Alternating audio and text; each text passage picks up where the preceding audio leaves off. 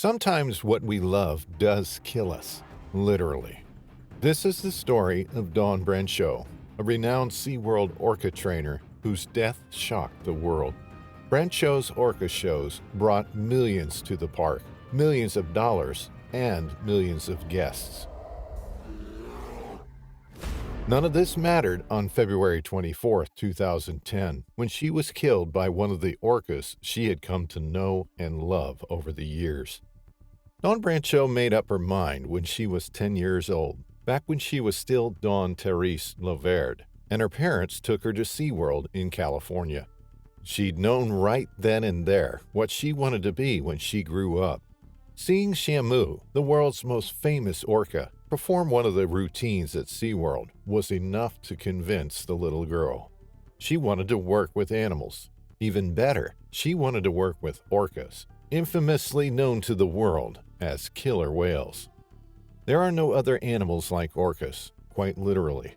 While orcas belong to the oceanic dolphin family, they are also the only species in the genus Orcanus. They are among some of the most recognizable sea creatures with their sleek-looking black and white patterned bodies and their dorsal fins. Despite their cute looks, make no mistake, they are apex predators, unrivaled in their natural habitat. Orcas feed on fish, seals, and other species of dolphins.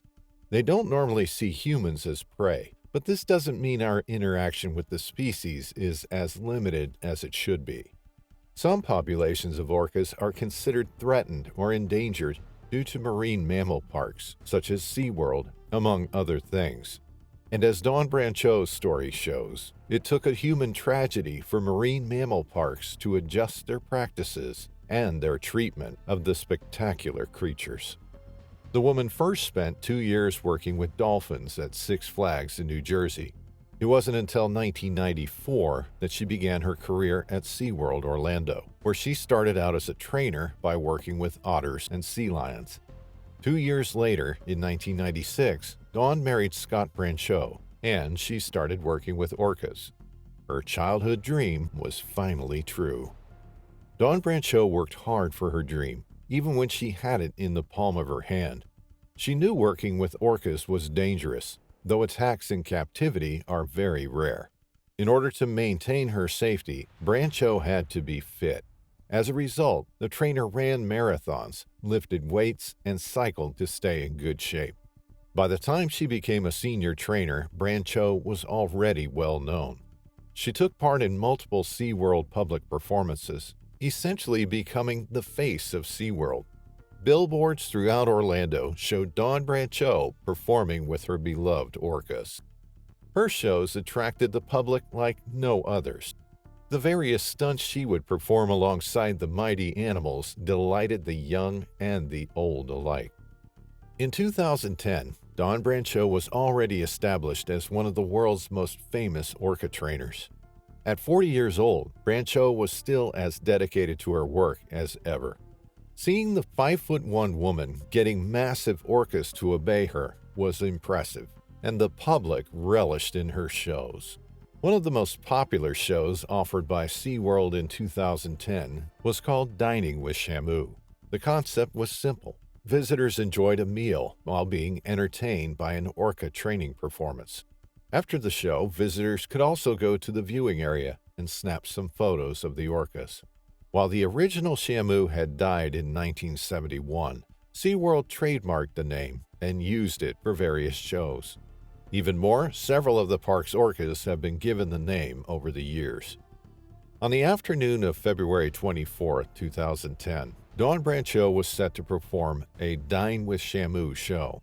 Her co-worker for the day was Tilikum Shamu, a 27-year-old male orca who weighed around 12,000 pounds and measured 23 feet. Brancheau had performed with Tilikum plenty of times before, and the two of them were quite close, despite the orca's past history of aggression towards humans. In 1991, when Tilikum was already 8 years into captivity, he and 2 other orcas drowned a trainer at Sealand of the Pacific in Vancouver. In 1991, he made another victim, a man who trespassed in SeaWorld after hours, was found dead, lying across Tilikum's back. But Brancheau and the killer whale had developed what was called a close bond over the years.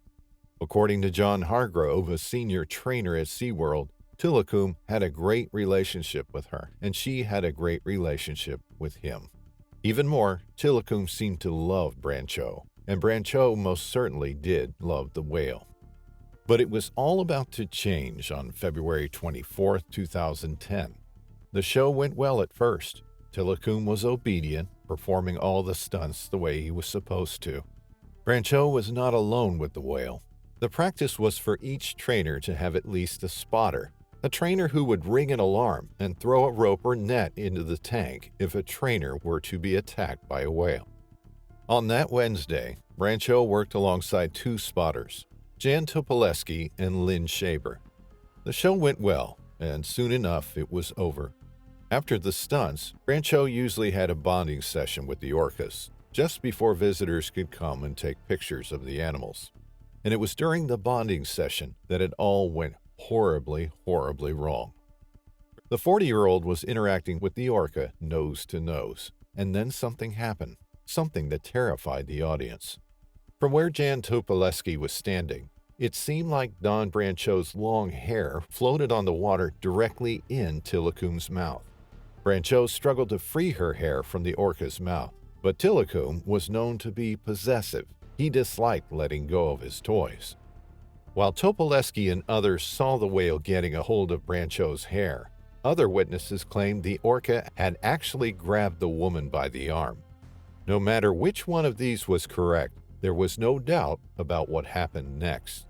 Tilikum pulled Brancheau into the pool, submerging the woman underwater. They struggled for a bit. The orca swung the woman in his mouth. Seconds later, Brancheau was seen trying to swim towards the surface.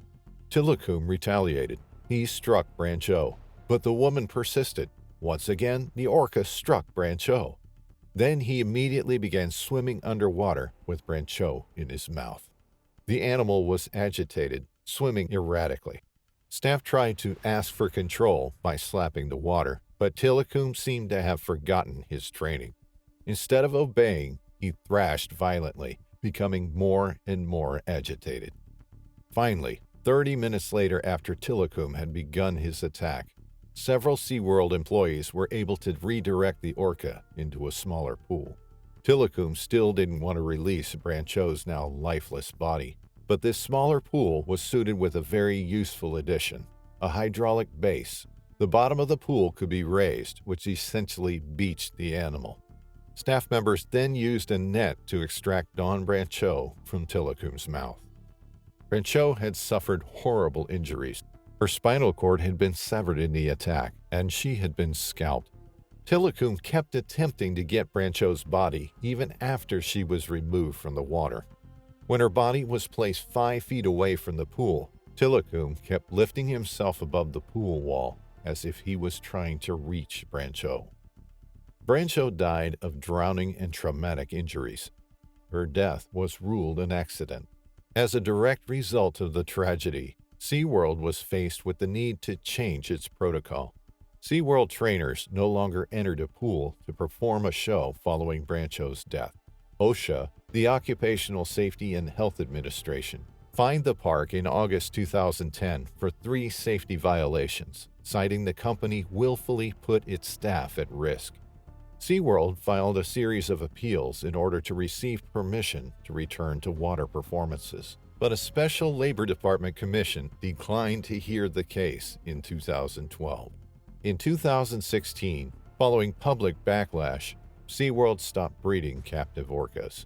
The company pledged to focus on conservation and rehabilitation of the orcas in their care. Orcas are not pets. They are not performers. They are wild animals that deserve their freedom.